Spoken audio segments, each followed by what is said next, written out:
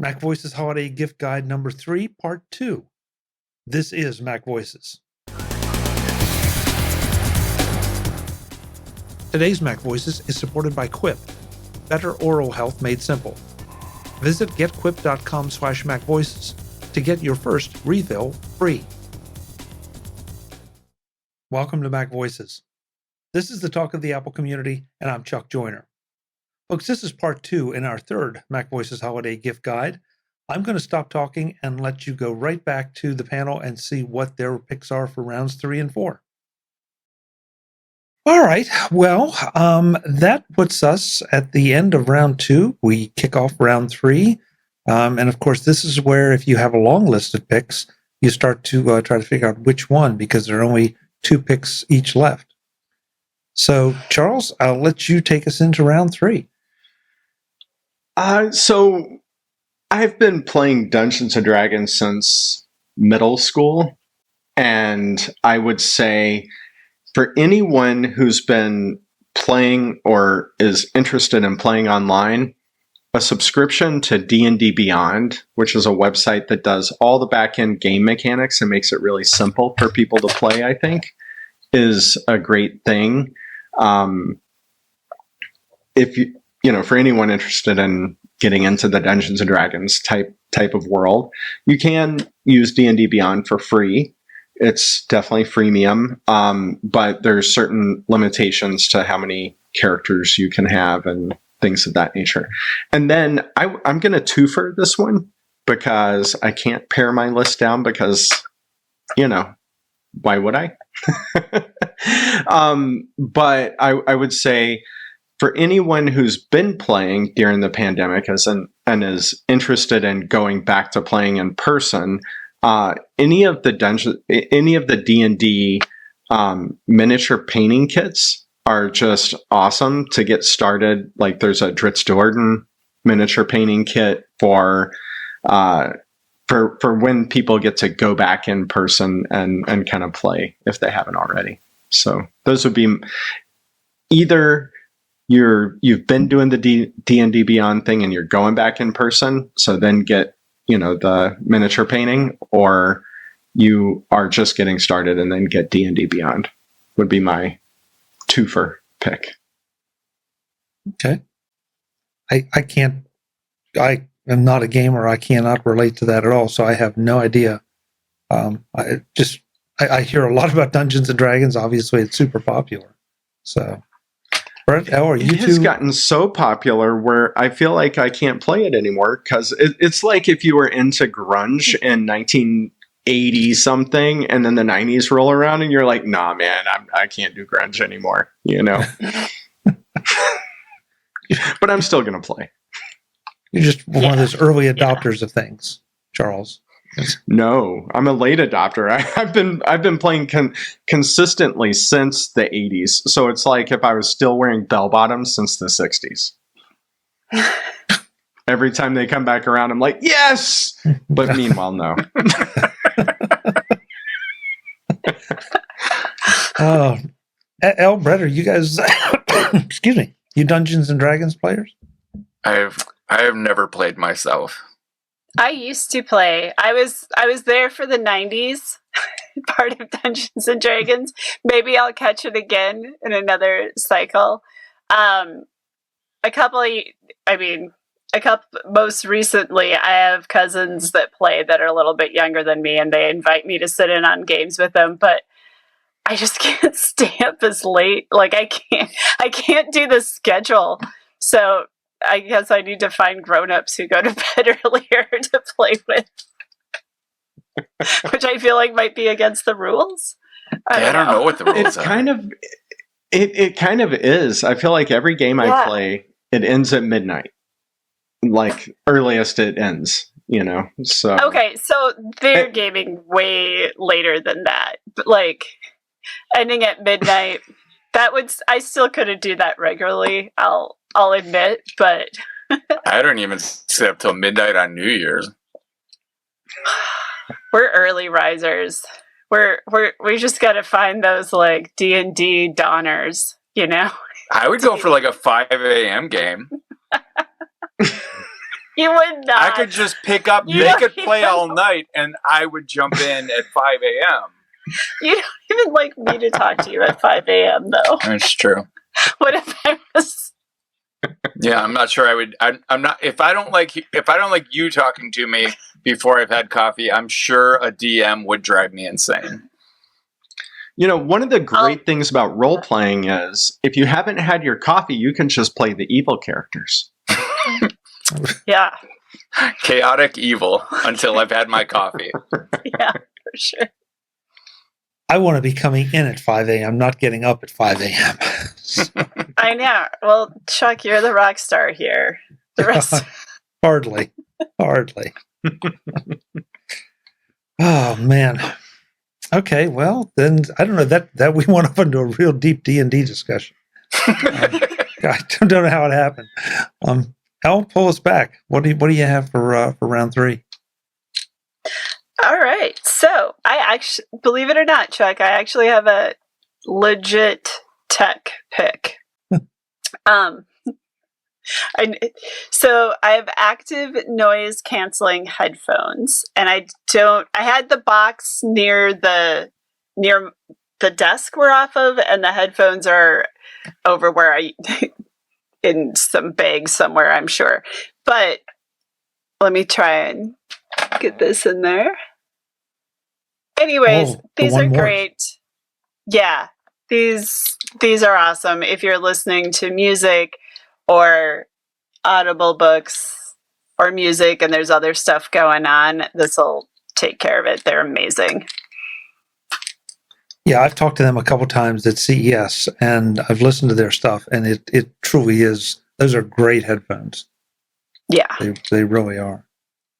Now, do you have even with no audio, the active noise canceling? It's like you put a cone of silence down. You hear this when it activates, and like everything just goes kind of numb sounding. It's pretty cool. How do you find the seal for your ear, Elle? Is it one of those that, because I couldn't say exactly which one. Is that one of those that's more in ear than on ear? Yeah, so it's in ear, and I'm just not one of those folks that has trouble with earbuds. So if you know, like, I mean, there's several different sizes, so people can pick the one that's most comfortable for them. But yeah, it's not going to go over your ear and seal it off. So I find it like there is, as Brett described, sort of that like woof feeling if there's no audible or if there's nothing playing through them. Yeah, I mean, if they're not going to totally cut out noises from the background without some music. Does that answer your question? Yeah. I mean, okay. I know some people are just really intent about, putting something in their ear that expands out and isolates them. And then the noise cancellation puts them even more into the audio hole, if you will. And other folks who maybe, and taking nothing away from your pick or whatever, but like the AirPods Pro, are supposed to give a pretty good seal.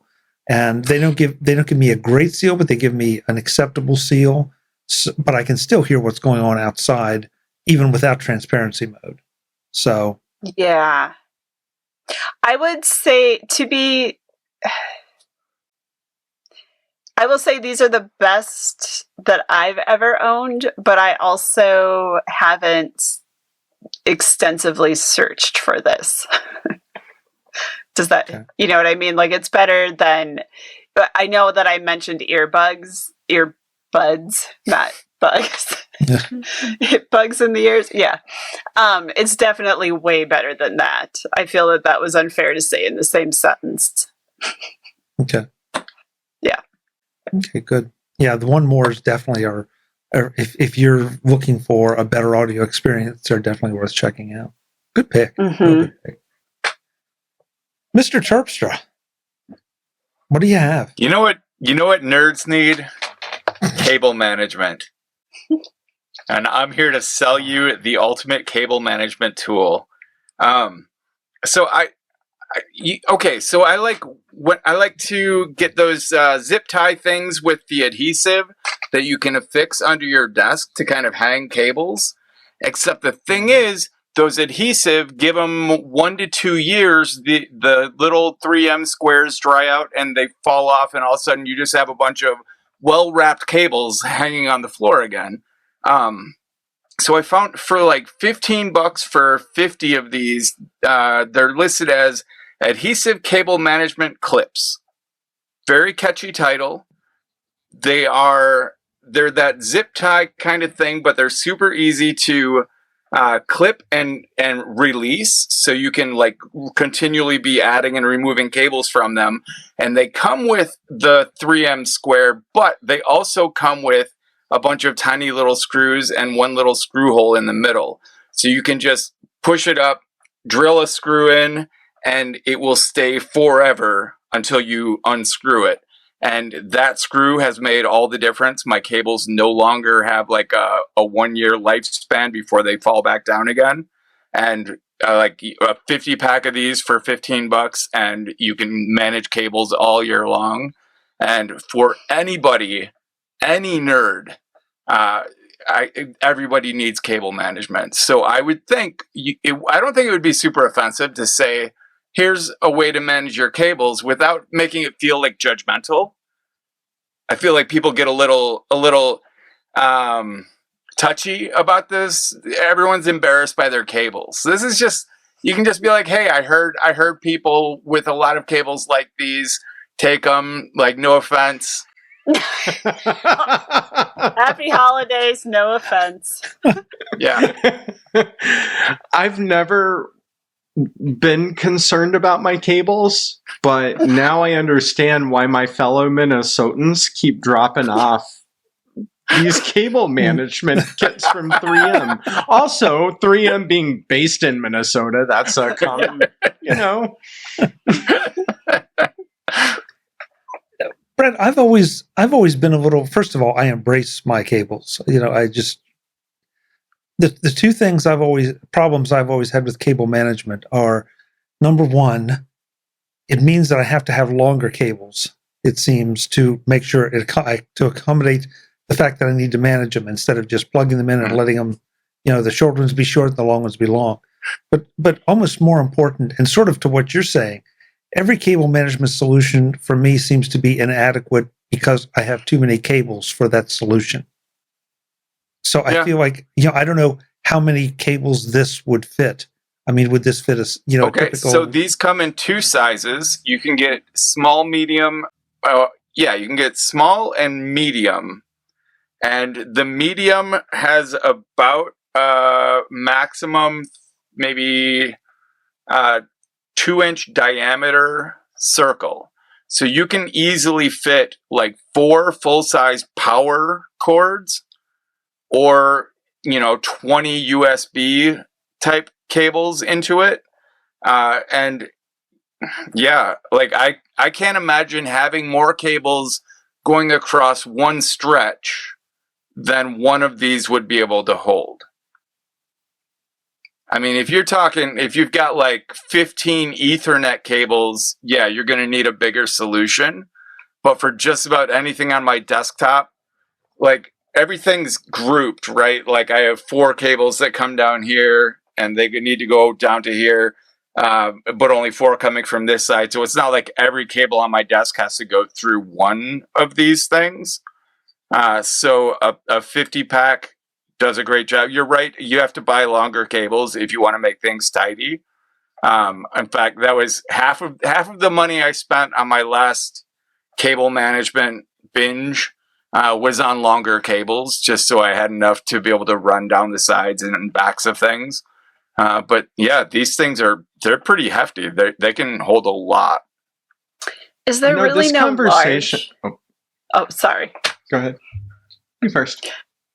Well, okay, but I feel like this is probably going to be tangential. So I'm wondering, is there really no large? Like, did the company just go medium? Like, we acknowledge it's a medium, but you're not getting any bigger. There's two sizes, and they Okay. labeled them as small and medium. I don't know why they didn't call it small and large. It's all right. See, I told you it was tangential. It's at best. Go So on. I feel like as I'm watching the Foundation series on Apple TV, that the ghost of Steve Jobs is going to come out and be like, I told you no cables. Jeez. This conversation should be happening. And then disappear for another 50 or 100 years. All right. Well, then, and big spoiler alert here. So if you haven't seen Foundation, just skip ahead about 60 to 90 seconds. But at the very beginning, there's this big cable crash when the space elevator comes down. So right there is an ad for cable management that needed to be done. So these would not handle that cable. Yeah, we need bigger cable management.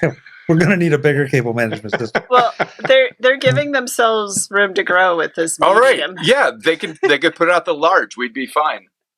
Well, but Betsy, here, to be fair, we're having a good time here. That's what the large is for. Yeah.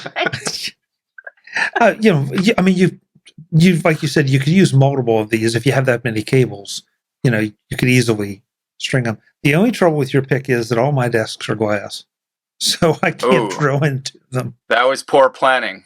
Yes, it was. I would never have a glass desk. Yes. What you need is some of that 3M adhesive. Yeah. By the way, did we mention 3M is based in Minnesota? Minnesota. Where we all live.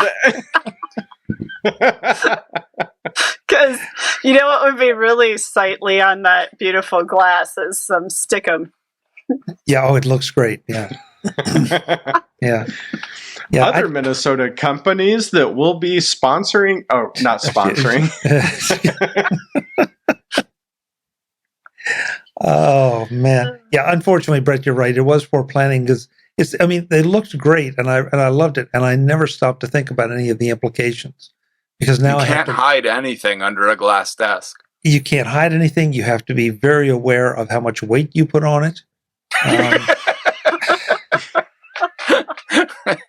No sitting on that desk. No, and if you guys. We all have some history underneath it. Yeah, and we all have some history here. But if you go back to the days when I was doing the Mac Jury podcast, I had visions of getting a gavel to call the group to order, and I had the gavel in my hand and was about to beat it down on it for the first time. And I was like, "Oh, I can't do that. That's not going to work. No, that could be a real disaster right here." Oh man. All right. Well, my third round pick is something that you can see over my shoulders. And that is the Audio Engine A5 Plus speakers. I've had these for a number of years. I've picked them for a number of years because these are just unconditionally the best desktop and beyond speakers that I've ever had.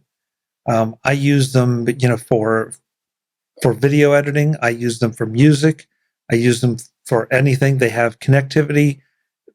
You can pretty much connect anything from an iPhone via Bluetooth or another computer via Bluetooth. They have RCA jacks in them. These are just amazing speakers for the price. And again, this is another one of those categories where there are a lot of great choices out there. But I really, really like these. The white is something different. I'm usually a wood grain kind of person. But when I got the whites, it's like, yeah, I really like this. They just look clean. And so, I have them connected and Apple Music sounds great through them. And especially if you are using an external DAC and doing the lossless thing with Apple Music, they sound amazing. So if you're in the market and don't mind spending just a little bit more money, and you don't have to put them, at your computer, you could easily fill half of a house with these things with no trouble at all, and certainly disturb the neighbors along the way if you want to. How do they do with? Go ahead, Charles. You first. How do they do with ground loop noise? Do you get hum from all of the things plugged in your office at all? Not a bit. Not a bit. All right. I don't know if because I don't know if it's dumb luck or the shielding is that good, but the answer is no. I had no ground loop at all. I had to invest a significant amount of money recently into ground loop interrupters and power strip conditioners to get my active monitors to stop humming and buzzing. Glad to hear you're not having that issue. Yeah. I have the opposite question. So I found when I'm editing, so if I'm in Logic and I hear the refrigerator in the background kick on, in my headphones, I hear it, but in my studio speakers, I don't. So how do they do with that, or am I imagining things? That happens sometimes. I mean, I don't know, Charles. That's really interesting because I don't notice anything bothering these at all. I mean, I have a refrigerator, of course, and I have other things that kick on and off, and nothing. Now, these are powered speakers, to be fair, just so you're aware. Yeah. But that said, no, nothing. They just flat out sound great. So easy to set up, easy to take care of, and I mean, it sounds kind of crazy, but the white plastic, first of all, it doesn't show much dust. And when I do notice any dust, you just wipe it off and it's gone. So, it's not like you have to have them staying polished. Did I see an animal come in there, Charles? Yeah, that was, yeah. I have the new Shure MV7. So with the old Shure, I had to hit a button on the mic to mute it. And with the new Shure, because it's all USB, I can mute it with the app. So when I see him walking in, because the click with the pause, I have to hit mute, and then you don't hear him. I wasn't sure if you'd see him or not, but well, I couldn't tell if it was one of the favorite animals or the non-favorite animals. I just saw something come in and sit on the. Yeah, he's one of the favorite animals. The not favorite animals are avoiding me because they heard what I said. Yeah. As if they really care what you said, Charles. I know, right? Oh man, they were fed already. They don't care what I have to say or think. All right, well that's 3 good rounds, and that means we're on round number 4. Today's Mac Voices is supported by Quip. Better oral health made simple. Visit getquip.com/MacVoices to get your first refill free. From celebratory libations to all the sugary treats, our mouths put up with a lot at this time of year. Treat yours to Quip's line of sleek, sustainable oral care products when you bundle and save up to 40% online through the holidays. Plus, by encouraging good habits, Quip products really are the gifts that keep on giving. And Quip isn't just a smooth, sleek electric toothbrush with reusable handles and a range of metallic hues, including bestsellers All Black and All Pink. Quip also has a whole line of stocking stuffers for everyone on your list. 2 different ways to floss string that expands to clean, and a reusable floss pick that replaces over 180 disposable picks with every refill. Refillable gum that's sugar-free, has long-lasting mint flavor, and comes with a dispenser. And a refillable mouthwash that's a 4 times concentrate. Plus, it's good for you and for the planet. So what are you waiting for? If you go to getquip.com/MacVoices right now, on top of their holiday savings, you'll get your first refill free. That's your first refill free and up to 40% off bundles at getquip.com/MacVoices. Quip, the Good Habits Company. Thanks to Quip for their support of Mac Voices. And that means this is the final pick, so it better be a good one. Charles, how are you going to go out high? You're going to go out low? I'm going to go out low price-wise. I don't think I've ever had a good pick in the few years that you've had me come on. But, something that I got for all of my coworkers the last couple years is a UX or UI wireframe sketchbook. And so if you go on any of the websites that you buy things on and you search for UX-based sketchbook, a lot of times you'll find it looks like the old grid or grid paper, but with a picture of an iPhone or a tablet or a laptop. And so they're at that aspect ratio where each block is, 1% of what you'd see on a screen. And what I'm usually trying to get at with this as a gift is, I think everybody's got a really amazing app or program or software idea stuck in their head that just needs to get out. And maybe that's some job that they've been doing for 30 years that needs to be moved into the app space to free them to do more amazing things with their time. Or maybe that's something that provides telemetry into something in their home, or maybe that's just a game that they'd like to sully the world with, but I like the idea of all of the people around me thinking about how they might build software, because I take so much joy from it that I tend to think other people will as well. And anybody can draw.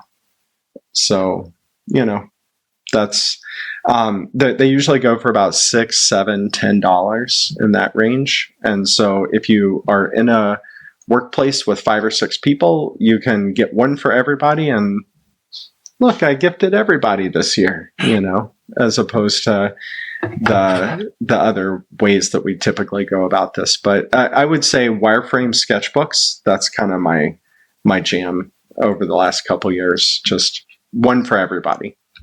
So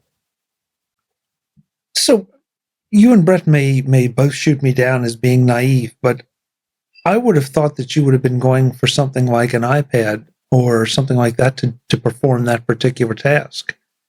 Is this something that's better done in a more analog environment? Brett's a way better developer than I am, just to throw that out there. In my mind, I would say that if it's like storyboarding for movies, right? If someone can kind of visualize what something will look like, then maybe they figure out how to reverse engineer themselves into a software development type of thing. Or maybe they say, I'll go hire someone to write that, but to me, everybody has something they're good at. And I feel like those ideas need to be set free on a digital canvas to make the world just a teeny bit better, because it's all those little evolutions that have led to where we are today, maybe. Brett, you are much more experienced in this realm. I wish I was good at sketchbooks. I feel like everything I do would benefit from me taking the time to actually sketch out an idea before I just sit down and start coding it. But I tend to work, I work big picture. No, I guess I work small details first. I don't really sketch out the big picture and then figure out how I'm going to get there. I just start coding and I make a mess and then fix it as I go. And I've always wished I could sit down and just sketch out where I wanted to end up and then figure out how to get there. In defense of that methodology, I would say we get so much for free on the API side of things. Like Apple may have an API that just gives us something. And, if we sketch it and we're kind of deterministic about what the outcome is, then sometimes we end up doing a whole bunch of extra work to do things that Apple just gave us that we didn't even realize that we got, if that makes sense. And yeah, I think that that's the beauty of kind of agile when it's used properly, and it's not just weaponized by mid-level managers who kind of suck at their jobs and want to fill up my day with meetings. But, the beauty of agile was supposed to be that we can react quickly when we find that there are all these things that we get for free, and that other developers that are upstream have thought through more deeply, Yeah. So, yeah. I think both are awesome. And when you can get them together in a team, you get really awesome outcomes, as long as there's not more than 5 people because Right. teams of more than 5 people rarely ship anything. Yep. Out Cue of hate mail. curiosity, yeah, I'm Again, curious, in the like giving this to everybody, is that the people that you work with, are they primarily also developers, or are you giving this to people Some. that aren't? Some are and some aren't. Yeah. Some are and some aren't. I mean, I moved into the venture capital type world about a year ago. And so some of the people I work with are raw, like pure financial analyst types. And so, if you give it to someone with a technical background, they kind of understand what it is. But if you give it to someone who's spent 40 years in sales or finance, they might just be like, what did you just do to me? Well, but I imagine it would be kind of demystifying to say those ideas that you have in your head, draw them instead of think about how would you code it. So I thought that might be an inspirational Sometimes. thing. Yeah. I found for the right people, it has just been like a light bulb goes off and they're like, hey, what would it take to build this? And I'm like, wow, not much actually. Yeah. And in other cases, you're like, yeah, that's not possible without like a quantum computer or 4. Yeah. When I tell Brett my ideas, he's usually like, you're talking about a spreadsheet. I would say 95% of software is what would easily be a spreadsheet or a FileMaker database, going back to that era. But yeah. Airtable. Yeah, exactly. Airtable is the ultimate app. I can't let that go. I mean, that surprises me that spreadsheets, or that you would see software development as primarily spreadsheets. It's just that so many app ideas, so many, like, what if I had an app that I could tell it this and it would tell me that, or I could punch in these criteria and it would give me this product. In so many of those cases, you could do it in Excel, like with the right formulas and the right input data. Like you're just talking about a spreadsheet, and an app would just be a way of delivering the results, but it's all basically just a calculated spreadsheet. Interesting. Okay. Yeah, there you go. Yeah, a database is just different tabs in a spreadsheet. I'm sure everyone from the MySQL team just, you'll get more hate mail now. Yeah, this is the hate mail episode. Cathater99 at hotmail.com. MySQL hater99 at hotmail.com. This might be a good time to mention that I do put bios for all our panelists in the show notes. so you can get in touch with them and ask them about their picks or comment on their picks. Elle, last round. What do you got? Last round. Okay. So I will say this would need to be, for the right person, this would be a great gift. And I usually wouldn't, I thought of it early on and I was just like, no. But I was emboldened by your, the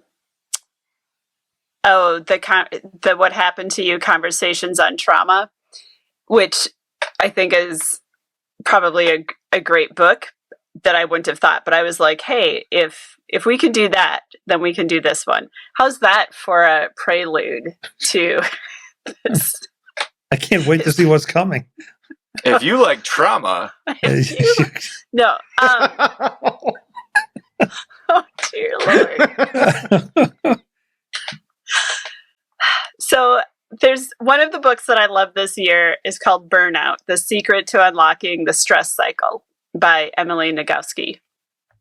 And it's, believe it or not, it is like the author has a great sense of humor. So it actually is a pretty entertaining read, but it's also really science-based. And it was just as someone both with a background in yoga and movement, and also as someone with a background with chronic illness, it was really cool to just go, okay, so this is what we know about the stress cycle.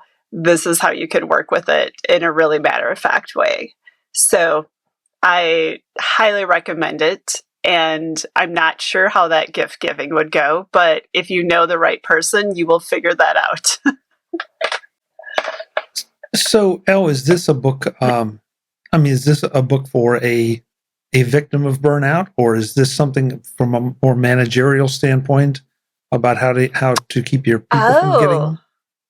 Interesting. Well, I think it would be great I was thinking about it from somebody who experienced burnout, but there's a lot, the author goes into a lot of the reasons why this happens in our culture, and there's a lot of she kind of talks about why just being like aware and mindful and like doing nice things for yourself isn't going to just take care of burnout. So actually, yeah, from a managerial standpoint, if a manager really wanted to get inside of this, I think it would be great.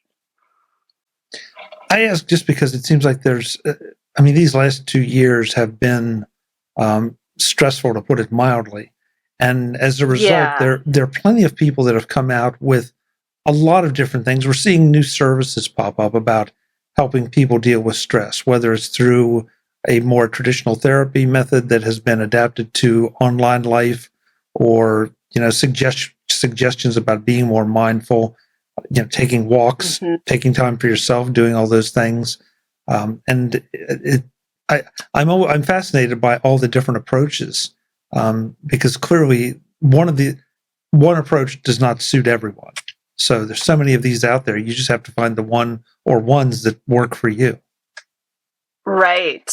And sometimes you have to find the right environment that works for you too. So I loved your question about, what if you were the manager and someone's setting the environment instead of, Instead of someone suffering the environment. Yeah. Right. I was trying. Yeah. Like all-day meetings mentioned by someone on this show, and all-day Zoom meetings mentioned by someone else on this show. So nobody's claiming credit for either one of those. I love it. I thought it was obvious. Charles?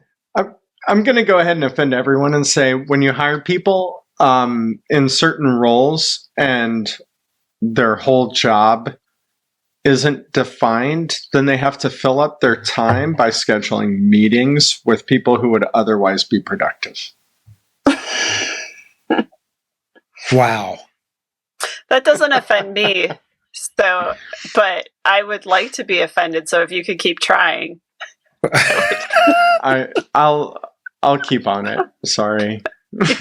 Charles, that you just said a mouthful. Yeah. That describes a lot of meetings that I go to, and my very private reaction to them. And I'm talking. You said out loud what I've been saying in my head. Yeah, but I feel like my next book should be The Lost Art of the Memo.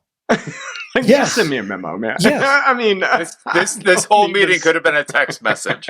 That's just it. And that applies online and offline. That you're right. Somebody decides that we need to sit down for an hour and discuss this, when a text message or two or an email would have done it. Mm-hmm. There's such a thing as group text. Mm-hmm. There's Slack. Yes. We have apps for this. Yes. It's all good. But unfortunately, those apps end up being abused, to service the attitude or the mindset that Charles just described. Sure, but I would much rather have an abused Slack channel than I would an hour-long meeting that I don't feel I need to be in. Agreed. That leads to burnout, at which point you'd have to get a book. To bring it back home. Yeah. I like to go full circle, If you feel offended by what was just said, buy this book. Yeah. You might be experiencing burnout. Oh, man. Folks, can you tell that this show is therapy for us in addition to a gift guide? The gift of therapy. Yes. Yeah. Give the gift of therapy. Brett, last pick for round 4. What do you have? All right. Well, since we're coordinating our picks, if you're experiencing burnout, try glue. Not sniffing it. Well, Just- I'm not judging. It's just that I found this stuff called the last glue you'll ever need. It's called the last glue, and it is an anaerobic adhesive, meaning that it actually becomes adhesive when it's deprived of oxygen. So the glue itself won't dry out. You just refrigerate it, and this little bottle that's basically super glue will last for 3 to 5 years without. Because super glue is awesome, but you put it away and you come back 6 months later because you finally need it again, and your bottle is like a rock hard little tube of nothing. Like this stuff stays liquid. You keep it in the fridge. It adheres in 1 second. And it doesn't stick your skin together, but anything other than fabric, you can stick 2 pieces of anything else together, just put a dot on it, touch them together, hold it for 1 second, let go, and you've got an amazing. I've repaired keyboards with it. I've held speakers in place on their mounts with it. Like, it is strong stuff. It can do just about anything. It is $30 a bottle for a little. Where's my camera 2? It's $30 for a tiny little bottle, but that little bottle is good for years of gluing. I've not heard of this. I think is a tech pick. Did I do it? Was it a tech pick? It's Sure, technical. Tech adjacent. Yeah. Tech adjacent. Okay. To borrow a term I'll- from you can- earlier. I'll take what I can get. It's a tough crowd. Here, babe. You know, put it in my bag. I would like to point out that the rest of the state of Minnesota told me to let you know that that's not a 3M product. Oh, that it's true. This is a 3M competitor. We're down in the corner. Like, we forget sometimes. We're barely. It's Minnesota. almost Iowa. Yeah. Oh, I'm going to their About Us page. I'm going to see if they are in fact in Minnesota, because that would be an amazing turn. Apparently not. I've never heard of that, Brett. That is interesting. But They used to sell it on Amazon, and it's no longer available on Amazon, which got me worried, but you can still buy it straight from thelastglue.com. Good for them. Yeah. is there?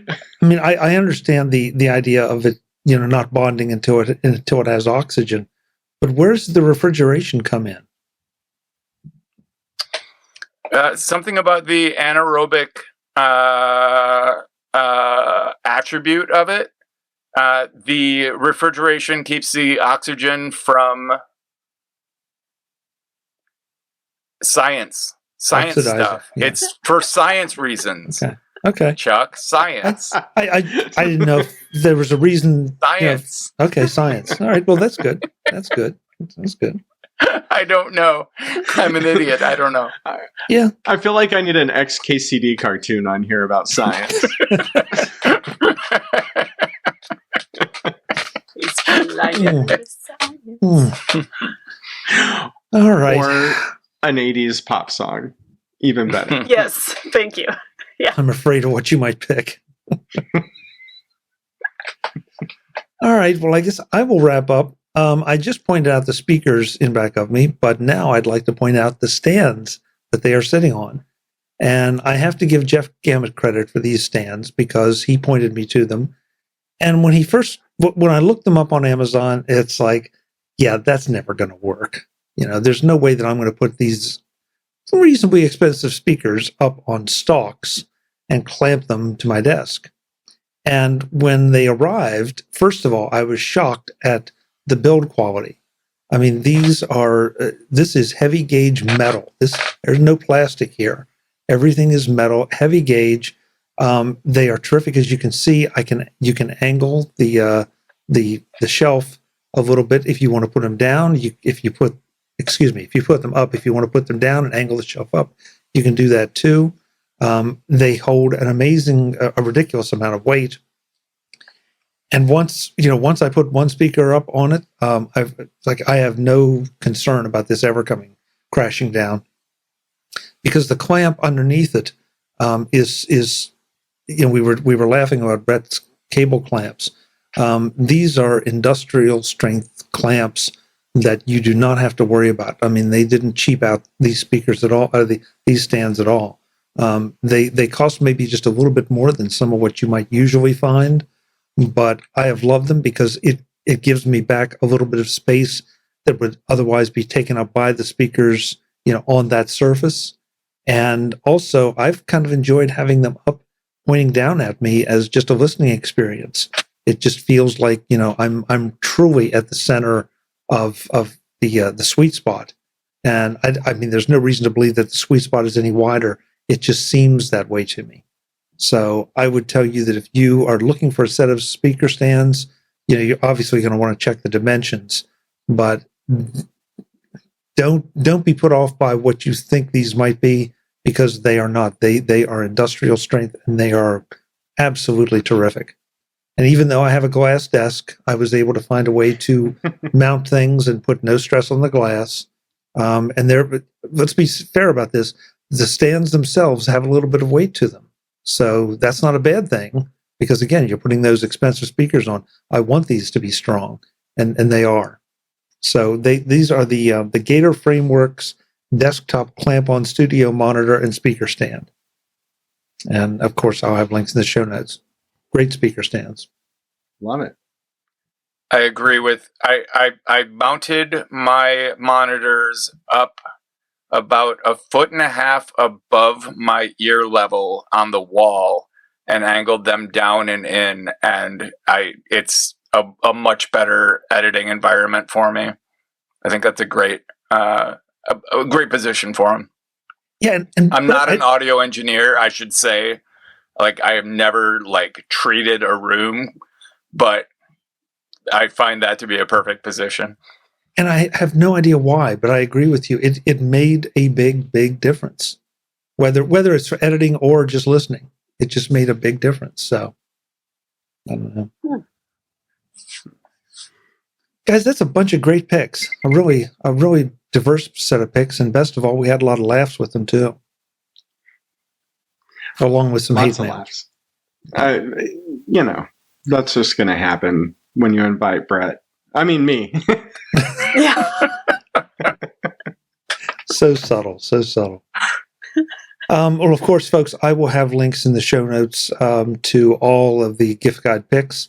And we also publish the gift guide picks on the MacVoices website, and as well as in a Flipboard magazine, so that if you have an iPhone or iPad, you can just flip through each of the picks and find which ones work for you. And there's obviously graphics for them as well. So it's sort of like the Christmas catalogs of yesteryear, but for tech, except where the picks aren't tech, but that's all right. That's so cool. And tech adjacent. Yes, tech adjacent, yes. You need to put that on it. No, what do you... Forgive me, Al, I'm going to say wrong, but you're not going to crochet it into a sweatshirt or something, but you could embroider it? Embroider. Oh, yeah. Well, you could suggest they put it on one of those little bags. Make a tech-adjacent bag. Tech-adjacent bag, there you go. And make dozens of dollars. Tech-adjacent bag of holding. Maybe we need, there's the tech bag, then the tech-adjacent bag. Bag of holding, just in case anyone's wondering if you're holding. Oh, good. Oh, there's more email. Just forward it to me. I have this awesome email address called devnull@nothing. Yeah. Nothing. So, Charles, when you're not here, causing trouble, where can folks find you? The ones that goodness. really want to connect with you for the positive reasons. I would say if you search on Amazon for Charles Edge, you'll find my books. The History of Computing podcast on whatever your favorite podcast app is.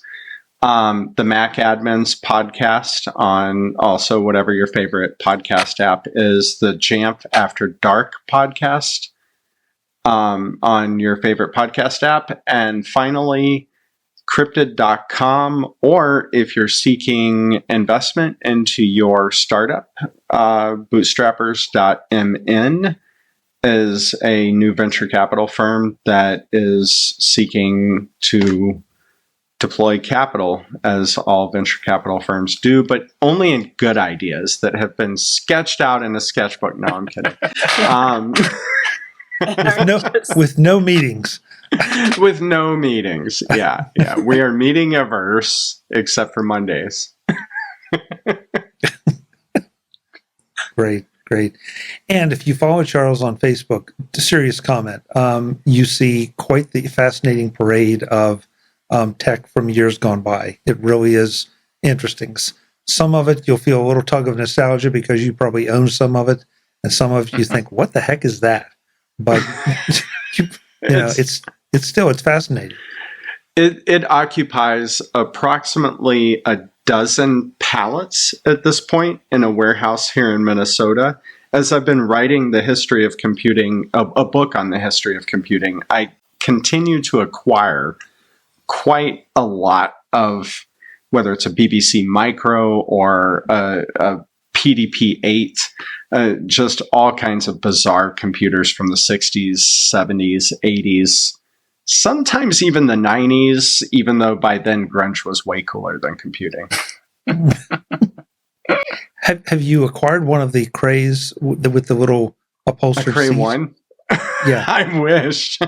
Cray is right down the road, and I have requested, but no, I have not been granted an audience. Although I did just recently interview one of Seymour Cray's progeny. So that was kind of fun because they're based here in Minnesota as well, like 3M and Best Buy and a number of other companies. Great. Charles, thank you for being here. Really appreciate it. It's great to see you. Thanks for having me. Yeah, we gotta reconnect again and talk about some of these projects in a bit more depth. Can't wait. But folks, if you have a Cray that has now been made obsolete by the M1 Max, Charles would be happy to give it a good home. I would. And I have to say, since we were talking about having speakers above you, the new M1s with the speakers and the Atmos is one of the most phenomenal experiences I've ever had on a laptop. It is an amazing machine. Good. Thank you. Elle, where can folks find you and what you do? Gosh, do I want folks to find me? No. So right now, I guess they could look me up on Facebook or Instagram. They Twitter, things like that. Otherwise, I can just give you an email. I am very happily working with a local yarn store and doing social media for them, and also helping people with their projects. So I don't have like my own websites that I'm hawking right now, but I mean, definitely if you want to look at cute pets and yarn, come find me. Yeah. And if you don't want to look at cute pets and yarn, you're a communist. Yeah. Fascist. Basically. Then just don't bother friending me because I'll have to weed you out later. Well, there goes my Eastern Bloc friends. Yeah. Right out the window. I won't call you names, but I will weed you out. There's something wrong with you. Elle, thanks for being here. It's always great to see you. And next year, Max Talk. Okay. All right. Yeah. Brett, where can folks find you now that you've changed gigs a little bit, or is everything else still firing on all cylinders? So I've scaled back on a lot of the personal stuff, but I'm absolutely still at brettterpstra.com. I still am TT Scoff on every imaginable social platform. I'm still doing Overtired, my podcast with Christina Warren. You can find that at overtiredpod.com. And and then the rest of my time does go to the Oracle DevRel team, which you can pretty easily find if you look for it. Oracle's, they're big. They're easy to find. Excellent. Thanks so much, Brett. It's good to see you. And again, we have to catch up on a number of things. So I'll show up for a MacVoices live soon. Great. Well, the last couple of years, it seems like we've been living in some kind of time warp and just have no idea where it went. Sure. So I don't know. Folks, I'm Chuck Joyner. This is MacVoices. We are doing these gift guides throughout the holidays to entertain you, as well as give you some ideas of things to give and to get. And I hope you'll check them all out. Until the next time, and as always, thanks for watching. Visit MacVoices.com for show notes and to connect with Chuck on social media. Get involved in our Facebook group or like our Facebook page, and get more out of your Apple tech with MacVoices Magazine, free on Flipboard and on the web. And if you find value in it all, consider supporting us through either our Patreon campaign at patreon.com/MacVoices or by making a one-time donation via the PayPal link on our front page and in the show notes of each episode. You will join these fine people who help bring you MacVoices.